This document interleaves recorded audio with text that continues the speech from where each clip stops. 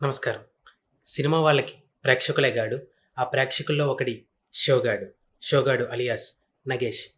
ఈ షోగాడు ఈ వారం చూసిన సినిమా పేరు 'the GOAT'. Acted by Vijay గారు, తలపతి విజయ్ గారు. అండ్ హీరోయిన్గా మీనాక్షి చౌదరి గారు, ప్రశాంత్ గారు, ప్రభుదేవ గారు, ఇలా క్యాస్ట్ అందరూ యాక్ట్ చేశారు. ముందుగా సినిమా పాయింట్ విషయానికి వస్తే,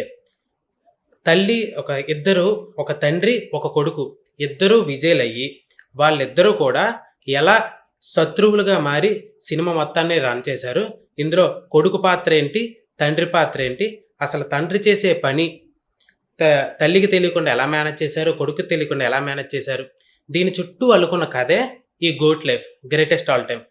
సినిమా రీసెంట్గా ఇప్పుడే చూసి వచ్చాను సినిమాని. సినిమాలో నాకు చూసిన తర్వాత వచ్చిన మొట్టమొదటి డౌట్, అసలు ఈ సినిమాకి గ్రేటెస్ట్ ఆఫ్ ఆల్ టైమ్ అని పేరు ఎందుకు పెట్టారో ముందుగా వెంకట్ ప్రభు గారికే తెలియాలి. ఫస్ట్ ఆఫ్ ఆల్ నేను అడుగుదాం అనుకుంటున్నాను. గ్రేటెస్ట్ ఆఫ్ ఆల్ టైమ్ ఇలాంటి సినిమా కథ చాలా సినిమాల్లో చేసి చూపించారు వెంకట ప్రభు గారు. ఇన్ఫ్యాక్ట్ ఆయన ఏమో ఇంతకుముందు చేసిన మానాడు సినిమా కానీ ఇలాంటి పాత సినిమాలు చాలా బాగుండేవి. ఎందుకో కస్టడీ తర్వాత నుంచి ఈ సినిమాకి వచ్చేసరికి కథ మీద దృష్టి పెట్టకుండా ఏదో మొత్తం అంతా ఏదో సినిమాని 3 గంటలు 4 గంటలు లాగిచ్చేద్దాం అనే దృష్టి పెట్టుకొని ఎక్కువగా సినిమాని లాగిస్తున్నారనే ఫీలింగ్ అయితే ఎక్కువగా వచ్చింది. ఇంకా యాక్ట్రెస్ పర్ఫార్మెన్స్ విషయానికి వస్తే విజయ్ గారు యాజ్ యూజువల్ బాగానే చేశారు. ఇంకా మీనాక్షి చౌదరి గారు హీరోయిన్ క్యారెక్టర్ చేశారు. మీనాక్షి చౌదరి గారు అయితే ఈవిడ ఎంచుకున్న ప్రతి సినిమాలోని ఈవిడ పాస్ అండ్ క్లౌడ్ క్యారెక్టర్స్ మాత్రమే.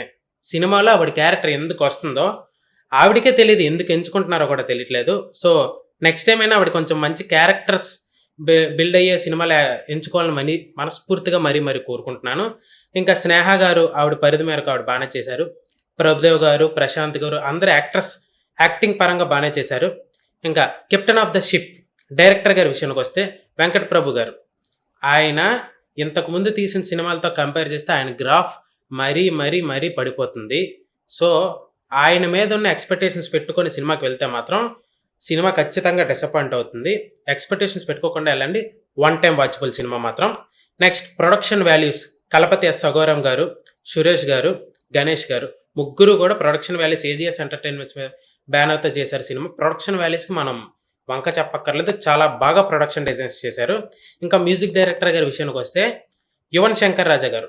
విజయ్ గారు ప్రీవియస్ మూవీస్ చూస్తే అనిరుద్ధ్ గారు చేశారు. అనిరుద్ధ్ గారు మూవీస్ని ఒక హైప్ తీసుకొచ్చారు సినిమా కథ ఎలాగున్నా.